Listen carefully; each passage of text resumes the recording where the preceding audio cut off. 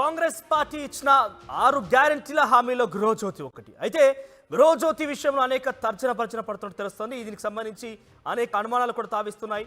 ఇప్పటికే రాష్ట్ర వ్యాప్తంగా 6 గ్యారెంటీల అమలు విషయంలో కాంగ్రెస్ ప్రభుత్వం కసరత్తు చేస్తోంది. పార్లమెంట్ ఎన్నికల్లోపే ఈ 6 గ్యారెంటీలను కూడా అమలు పరిచే విధంగా రాష్ట్ర సర్కార్ ప్లాన్ చేస్తోంది. దీనికి సంబంధించి ఆర్థిక శాఖ నుంచి కూడా ప్రత్యేకంగా ఏ మేరకు ఖర్చు అవుతోంది, ఈ బడ్జెట్లో ప్రవేశపెట్టినటువంటి అంశాల్లో ఎటువంటి నిధులు సమకూర్చుకోవాల్సిన అవసరం ఉంది, ఏ పథకం కోసం ఎన్ని కోట్లు ఖర్చు అవసరమవుతుందో కూడా అధికారులను నుంచి నివేదిక ఇవ్వాల్సిందిగా ఇప్పటికే రాష్ట్ర ప్రభుత్వం ఆదేశాలు జారీ చేసింది.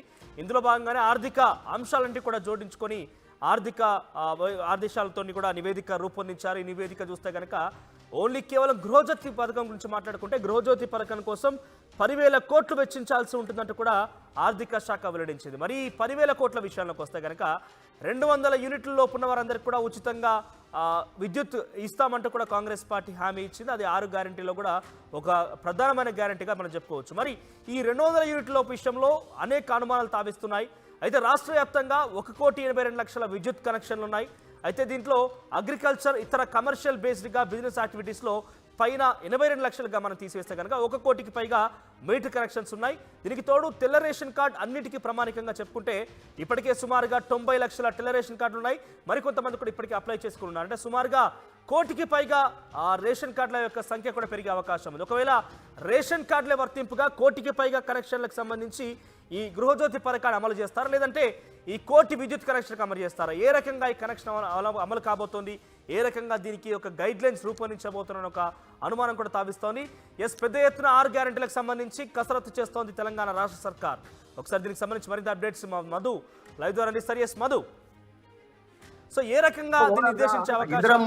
ఇళ్లకు సంబంధించినటువంటి ఒక కొలిక్కి రాకముందుకే ఈ గృహజ్యోతి పథకం పైన భారీగా అంచనాలు పెట్టుకున్నారు ప్రజలంతా కూడా. ఎందుకంటే ఈ భారం ఇంకా గృహలక్ష్మి పేరిట వచ్చేటువంటి ఇల్లు అంటే ఇందిరమ్మ ఇళ్ళ కంటే ముందుగానే ఇప్పుడు కొంతమంది రెంట్ ఉంటున్నారు, కొంత టెంపరరీ ఉంటున్నటువంటి పరిస్థితి, కొంతమంది గుడిసెలలో ఉన్నటువంటి వాళ్ళు కూడా చిన్న చిన్న వాళ్ళు ఉంటాయి, ఇంటి మీటర్లు ఉన్నాయి, వాళ్ళకు కూడా సొంత జాగాలు ఉన్నటువంటి పరిస్థితి, వాళ్ళు కూడా ఎదురు చూస్తున్నారు. సో ఓవరాల్ గా గృహ జ్యోతి పేరిట ప్రభుత్వం ఏదైతే తీసుకురావడం జరిగిందో కొత్త స్కీమ్ అనేటువంటిది 200 యూనిట్లు ఎంతమంది ఉపయోగిస్తున్నారు అనేటువంటి అలా పేదవారు చాలా అత్యంత వెనుకబడినటువంటి వారు, కొన్ని చిన్న కుటీర పరిశ్రమలు కూడా నడుపుకుంటున్నారు, గిర్నీలు తర్వాత ఇతరాత్రకు సంబంధించినటువంటి వాళ్ళు కూడా మాకు వస్తుందా రాదా అనేటువంటి ప్రభుత్వంని ఎంక్వైరీ చేస్తా ఉన్నారు, అధికారులను అడిగే ప్రయత్నం చేస్తా ఉన్నారు. ఇదంతా పక్కన పెడితే అసలు రాష్ట్ర వ్యాప్తంగా ఎంతమంది 200 యూనిట్ల వరకు మాత్రమే 200 యూనిట్ల లోపు మాత్రమే కరెంటు ఉపయోగిస్తున్నారు అనేటువంటిది తెలుసుకునే ప్రయత్నం చేస్తా ఉన్నారు. ప్రభుత్వం ఇప్పటికే విద్యుత్ శాఖ అధికారులతో తెలుసుకునే ప్రయత్నం చేశారు. సీజన్ వైజ్ గా సమ్మర్ లో, తర్వాత రైనీ సీజన్ లో కావచ్చు, వింటర్ సీజన్ లో కావచ్చు ఎట్లా ఉంటుందని తెలుసుకునే ప్రయత్నం చేశారు. ఇప్పటివరకు ప్రకారం డీటెయిల్స్ ప్రకారం 10,000 కోట్లు కావాలి ఈ స్కీమ్ కి అనేటువంటిది గుర్తించింది ప్రభుత్వం. దాని ప్రకారం కసరత్తు చేస్తా ఉంది. ఎందుకంటే వచ్చే బడ్జెట్ సెషన్ లో ఈ కేటాయింపులు ఉండేలా ఈ 6 గ్యారెంటీల్లో ఇది కూడా ఒక గ్యారెంటీ కాబట్టి ఇది అమలు చేసేలా ప్రభుత్వం నిర్ణయం తీసుకుంటుంది. మొత్తం ఓవరాల్ గా రాష్ట్ర వ్యాప్తంగా 200 యూనిట్లకు సంబంధించినటువంటి అంటే ఎంపిక ఎలా ఉండాలి, కేవలం రేషన్ కార్డు మాత్రమే తీసుకోవాలా, గృహజ్యోతికి సంబంధించి తీసుకుంటే రేషన్ కార్డు ఉన్నటువంటి వాళ్ళకు సొంత ఇల్లు లేనటువంటి వాళ్ళు చాలా మంది ఉన్నారు, రెంట్స్ లో ఉన్నారు, కొన్ని సంవత్సరాల నుంచి అదే ప్రాంతంలో నివసిస్తున్నటువంటి ఉన్నారు, వారి పేరు పైన మీటర్ లేదు, ఓనర్ల పైన మీటర్ పేరు ఉంది. సో వీటన్నిటిని ఏ రకంగా పరిగణలోకి తీసుకోవాలి అనేటువంటి ప్రస్తుతం ఆలోచిస్తా ఉంది. 10,000 కోట్లు అయితే అంచనా ప్రకారం ప్రస్తుతం అధికారులు చెప్పినట్టుగా తెలుస్తా ఉంది. ఇది కాస్త ఫిల్టర్ చేసేటువంటి అవకాశం ఉంది. అభయహస్తం పేరిట వచ్చినటువంటి ఫామ్స్ ఏవైతే ఉన్నాయో దాంట్లో అర్హులా కాదా గుర్తించడానికి ఆధార్ కార్డు తర్వాత ఇవన్నీ మ్యాచ్ చేస్తా ఉన్నారు కాబట్టి దాని ప్రకారం గుర్తించడానికి ప్రభుత్వం సిద్ధమవుతా ఉంది. త్వరలోనే దీనిపైన విధి విధానాలు ప్రభుత్వం ఇచ్చేటువంటి అవకాశం ఉంది. మొత్తం 6 గ్యారెంటీలతో పాటు ఈ గ్యారెంటీని అమలు చేయడానికి 10,000 కోట్లు కావాలి ప్రభుత్వం దగ్గర. సో దానికి సంబంధించి సిద్ధమవుతా ఉంది. రైట్ మధు, మరోవైపు ఇందాక మేము మాట్లాడుతున్నట్టుగా కుటీర పరిశ్రమలు కావచ్చు, కొన్ని చిన్న యూనిట్స్గా ఏర్పాటు చేసుకొని కమర్షియల్ యాక్టివిటీస్ బిజినెస్ చేసుకునే వాళ్ళు కూడా ఉన్నారు. సో వాళ్ళకు కూడా ఈ పథకం వర్తిస్తుందంటారా?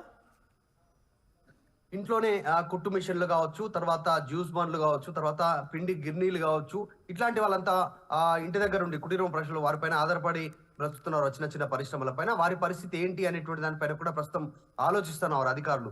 వారు ఈ 200 యూనిట్ల గృహజ్యోతికి అర్హులు అవుతారా, ఒకవేళ 200 యూనిట్లు దాటితే వారి పరిస్థితి ఏంటి, భారం పడేటువంటి అవకాశం ఉందా, కరెంటు బిల్లు ఏమైనా పెంచే అవకాశం ఉందా రేపు ఫ్యూచర్ లో? ఇప్పుడు 200 యూనిట్లు ఉచిత కరెంట్ ఇచ్చిన తర్వాత మిగతా వారిపైన అంటే 200 యూనిట్ల కంటే పైన ఎవరైతే కరెంటును కాల్చుతారో వారిపైన ఏమైనా కరెంటు భారం పడనుందా, ఏమైనా కరెంటు రేట్లు విద్యుత్ ఛార్జీలు ఏమైనా పెంచుతారా అనేటువంటి అనుమానాలు కూడా క్షేత్రస్థాయిలో ఉన్నాయి, రాజకీయ వర్గాల్లో కూడా ఉన్నాయి. కానీ ఈ చిన్న చిన్న పరిశ్రమలు ఎవరైతే నడుపుకుంటున్నారో చాలా తక్కువలోనే, పెద్ద పరిశ్రమలు కాకుండా కేవలం పిండి గిర్ని కావచ్చు, తర్వాత జ్యూస్ సెంటర్లు కావచ్చు, ఇందాక చెప్పుకున్నట్టు కొన్ని కుట్టు మిషన్లు కావచ్చు, ఒక 2-3 కుట్టు మిషన్లు పెట్టుకొని నడుపుకోవడం వాళ్ళు, దానికి కూడా ఎలక్ట్రికల్ అవసరం ఉంటుంది ఆ మిషన్ తో నడిచేటువంటి. సో ఇలాంటి వాటిపైన ఆధారపడ్డ వాళ్ళ పరిస్థితి ఏంటి అనేటువంటి ఒకవైపు చర్చ ఉంటే, ఈ గుర్తింపు అనేటువంటిది ఎట్లా ఉంటుంది 200 యూనిట్ల లోపు అంటే ఉదయం నుంచి సాయంత్రం వరకు వివిధ రకాల పనులు చేసుకునేటువంటి వారు కుటుంబం మొత్తం, చిన్న పిల్లలున్నా ఎవరున్నా భార్య భర్త కుటుంబ పిల్లలు ఉంటే బయటికి వెళ్ళి సాయంత్రం వస్తారు వాళ్ళు కూలీలు చేసుకొని, లేకుంటే ఇతరత్ర కార్యక్రమాలకు దూరం వెళ్ళి వారు మాత్రమే 200 యూనిట్లు కరెంటు కాల్చేటువంటి పరిస్థితి ఉంది. ఎస్తమానం ఇంట్లో ఉన్నటువంటి వాళ్ళు ఖచ్చితంగా ఒక లైట్ ఒక ఫ్యాన్ వాడాల్సి ఉంటుంది, అది 200 యూనిట్లు దాటే పరిస్థితి ఉండొచ్చు. సో ఈ కాలం జనరల్ గానే ప్రతి ఇంట్లో టీవీ, ఒక ఫ్యాను, లైట్ కంపల్సరీ ఉంటుంది. కాబట్టి ఈ వచ్చే సమ్మర్ని దృష్టిలో పెట్టుకుంటే 200 యూనిట్లు దాటే అవకాశం ఉంటుంది. ఎట్లా ఎగ్జామ్షన్ ఇవ్వాలి అనేటువంటి దానిపైన కూడా ప్రభుత్వం ఆలోచిస్తుంది, ఎవరిని గుర్తించాలనేటువంటిది. త్వరలోనే దీనికి సంబంధించి మార్గదర్శకాలు రానున్నాయి. 200 యూనిట్లు ఉచిత కరెంటుకు సంబంధించిన అంశంపైన 10,000 కోట్లు కావాలని అంచనా ఉంది. కాబట్టి విధి విధానాలు ఖరారు కాగానే ప్రభుత్వం ఒక ప్రకటన చేసే అవకాశం. రైట్, తెల్ల రేషన్ కార్డే అన్నిటికీ ప్రమాణికం. 6 గ్యారెంటీలో కూడా తెల్ల రేషన్ కార్డు కంపల్సరీ కావాల్సిందంటూ కూడా గతంలో మంత్రులు చెప్పిన పరిస్థితుల నేపథ్యంలో ఇప్పుడు తెల్ల రేషన్ కార్డున్న ప్రతి ఒక్కరు కూడా ఈ వర్తింపు జరిగే అవకాశం ఉందో. కొంతమంది కూడా రెంట్ హౌస్లో ఉన్న వాళ్ళు ఉన్నారు, లేకుంటే పక్క హౌస్ లేకుండా ఇతర ప్రాంతాలకు వెళ్ళిపోయి తరలి వెళ్ళే వాళ్ళు ఉన్నారు, కూడా రకరకాలుగా ఉన్న నేపథ్యంలో తెల్ల రేషన్ కార్డున్న ప్రతి ఒక్కరు కూడా ఈ పథకం వర్తింపు జరుగుతుంది అనుకుంటున్నారా? ఇప్పుడు తెల్ల రేషన్ కార్డు ఉన్నప్పటికీ కూడా 200 యూనిట్లు ఎవరైతే కాలుస్తారో, అంతకంటే తక్కువ కాలుస్తారో, కరెంటును ఉపయోగిస్తారో ఆ వినియోగదారులకు మాత్రమే 200 యూనిట్ల పేరిట ఈ కరెంటు ఫ్రీ ఇచ్చే అవకాశం ఉంది గృహజ్యోతి పేరిట. సో అంతకు మించి ఒకవేళ 200 యూనిట్లు దాటినా 201 యూనిట్ అయినా కూడా గతంలో మీరు ఎట్లయితే కరెంటు వినియోగానికి ఏ రకంగా అయితే విద్యుత్ వినియోగానికి డబ్బులు పే చేసేవారో, సో అదే పే చేయాల్సినటువంటి నిబంధన ఉంది. ఎందుకంటే సేమ్ యాజ్ పక్క రాష్ట్రంలో ఇదే విధంగా 200 యూనిట్స్ సంబంధించినటువంటి స్కీమ్ అమల్లో ఉంది కర్ణాటక రాష్ట్రంలో. అక్కడ కూడా కాంగ్రెస్ ప్రభుత్వం ఉంది. అక్కడ కాస్త టెక్నికల్ గా ఇదే ప్రాబ్లం అవుతా ఉంది. 1 యూనిట్ ఎక్కువైనా 201 యూనిట్ వినియోగించినా కూడా మొత్తం 201 వినియోగ యూనిట్లకి పే చేయాల్సినటువంటి పరిస్థితి ఉంది. కేవలం 200 లోపు మాత్రమే పే చేయాల్సిన అవసరం లేదు.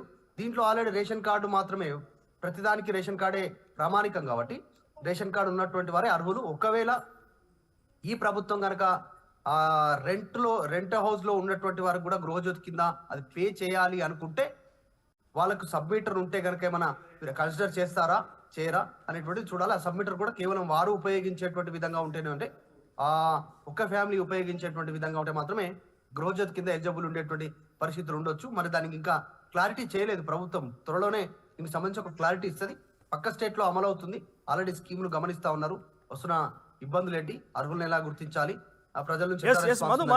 మరోవైపు 1,82,00,000 కనెక్షన్లు అయితే ఇప్పటి వరకు ఉన్నట్టుగా విద్యుత్ అధికారులు చెప్తున్నారు. 1,82,00,000 సుమారుగా 50 లక్షల పైచిలకు ఈ యొక్క కమర్షియల్ యాక్టివిటీస్ కావచ్చు, ఇతరత్ర ఇండస్ట్రీకి సంబంధించి సప్లై 1,30,00,000 వరకు సుమారుగా ఈ కనెక్షన్ ఉండే అవకాశం ఉంది. పూర్తిగా ఈ 1,30,00,000 వరకు ఈ వర్తింపు జరుగుతుందా, లేదంటే కేవలం రేషన్ కార్డు ప్రమాణికంగా తీసుకుంటారా?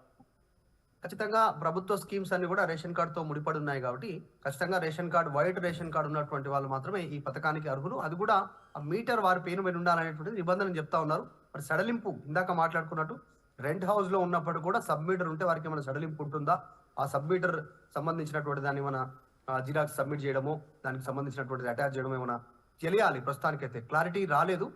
ఇప్పుడు మాత్రం అన్ని స్కీమ్స్ రాష్ట్ర ప్రభుత్వం తీసుకున్నటువంటి 6 గ్యారెంటీలతో పాటు గతంలో ప్రకటించినటువంటి మొత్తం మేనిఫెస్టోలో ఉన్నటువంటి అంశాలతో మొత్తం ముడిపడింది వైట్ రేషన్ కార్డే. కాబట్టి వైట్ రేషన్ కార్డు ఉంటేనే ప్రభుత్వ పథకాలకు అర్హులు కాబట్టి అదే ప్రామాణికం.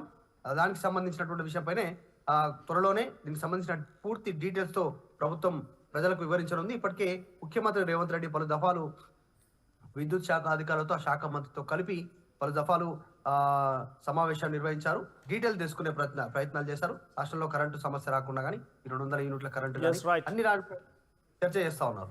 Thank you for that. Overall గా గృహజ్యోతి విషయంలో ఇటు పథకానికి సంబంధించి కసరత్తు చేస్తోంది రాష్ట్ర ప్రభుత్వం. 6 గ్యారెంటీలని పార్లమెంట్ లోపే పూర్తి చేసే విధంగా కసరత్తు చేస్తోంది. కానీ గృహజ్యోతి పథకం విషయంలో కొన్ని అనుమానాలు తావిస్తున్నాయి. 1,82,00,000 విద్యుత్ కనెక్షన్లు ఉంటే ఇక్కడ సుమారుగా 80 లక్షల 50 లక్షల వరకు కూడా ఈ సంబంధించి ఓవరాల్ కమర్షియల్ యాక్టివిటీస్ కావచ్చు, ఇతరత్ర ఇండస్ట్రీస్ కోసం వాడుకున్నటువంటి కనెక్షన్లు అంటే 1 కోటి మందికి సుమారుగా ఈ గృహ అవసరాల కోసం వాడుకునే కనెక్షన్లు ఉన్నాయి. మరి అందరికీ వర్తింపు చేస్తారా కేవలం, లేదా తెల్ల రేషన్ కార్డు ఉన్న వారికి మాత్రం వర్తింపు జరుగుతుంది? ఒకవేళ అక్కడ సొంత ఇల్లు కనుక లేకుండి ఉంటే, రెంటెడ్ హౌస్లో కనుక ఉండి ఉంటే కనుక ఏ రకమైన వర్తింపు ఉండబోతుంది? రకరకాల అనుమానాలు తావిస్తున్నాయి. కానీ ఓవరాల్గా రాష్ట్ర ప్రభుత్వం ఇందుకు అనుగుణంగా ఎట్లా ఇంప్లిమెంటేషన్ చేస్తే బాగుంటుందన్న విషయంలో అధికారుల నుంచి కొన్ని కసరత్తులు చేస్తూ అధికారులకు సంబంధించి ఆర్థికపర అంశాలను సేకరించింది. ఆర్థికపర అంశాలు చూస్తే కనుక కేవలం గృహజ్యోతి పథకానికే 10,000 కోట్లు ఖర్చు అవుతుందని కూడా ఆర్థిక అధికారులు చెప్పిన పరిస్థితి. మరి దీనికి సంబంధించి ఏ రకంగా ఇంప్లిమెంటేషన్ చేయబోతుందో మాత్రం చూడాల్సి ఉంది.